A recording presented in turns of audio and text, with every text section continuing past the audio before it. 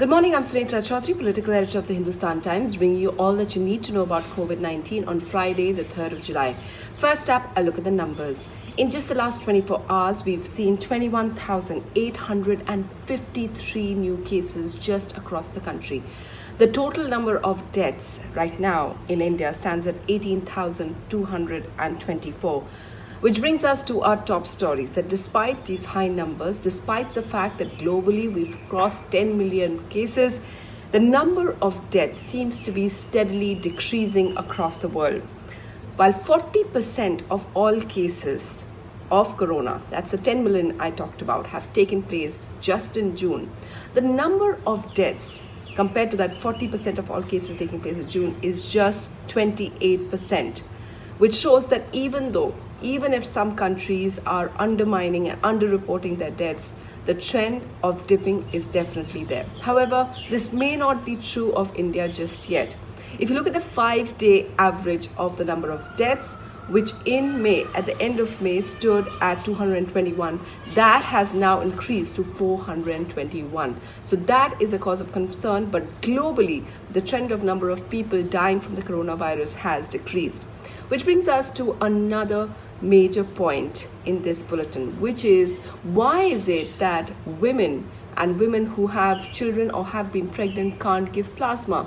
Well, Dr. Shiv Sareen, who is the head of the ILBS Institute, which has just been made into a plasma bank, and who also heads the panel that advises Delhi government, while speaking to Hindustan Times, explained why women who have children, women who've ever been pregnant, cannot donate plasma to those who need it, people who are recovering from COVID-19. He said that women, when they are pregnant, the baby has genetic material from both the father and the mother, and so the mother, that's why, develops an antigen against the father's genetic material. So getting transfusion from a woman who's been pregnant, who may have those antigens, increases the chances of having a compromised lung, and that is why women who have been pregnant can't donate plasma. Well, the next piece of news that we have comes from Italy, where a study has been done. Italy, of course, was one of the worst hit countries and had a high death rate. It says that those who are asymptomatic, that is, they show no symptoms and could be silent carriers of COVID-19, have as much of viral levels in their body as those who are quite symptomatic, who are coughing, who have high fever.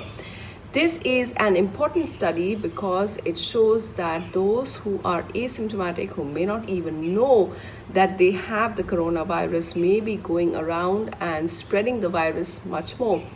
The study says that those who are symptomatic and show those symptoms are more likely to stay indoors, are more likely to isolate themselves and thus not be a spreader, while those who do not know will obviously go out and infect more people. The study indicates why it is very important to test more aggressively, even those among people who are asymptomatic, who haven't been in contact, who don't know that they may have the coronavirus.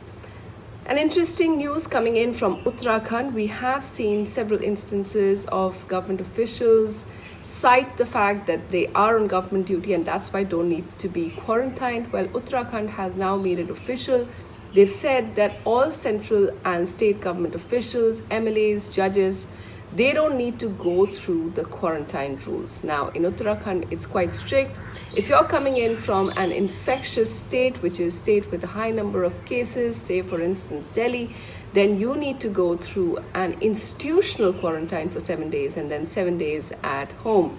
Well, all of those rules have been done away with for those who are VIPs and those who are on government duty. It's supposed to help them carry out their work, but perhaps it can be problematic as well, because if they cite that and they move around, they could be infecting other people. And finally, it's something perhaps that many have waited for. The Taj Mahal and the Qutub Minar and other monuments are going to open now on the 6th of July.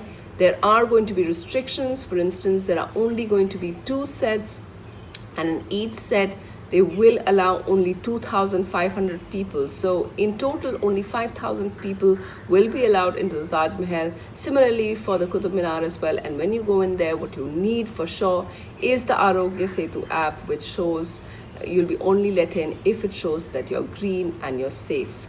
Those are the news updates for now. Keep tracking them on hindustantimes.com.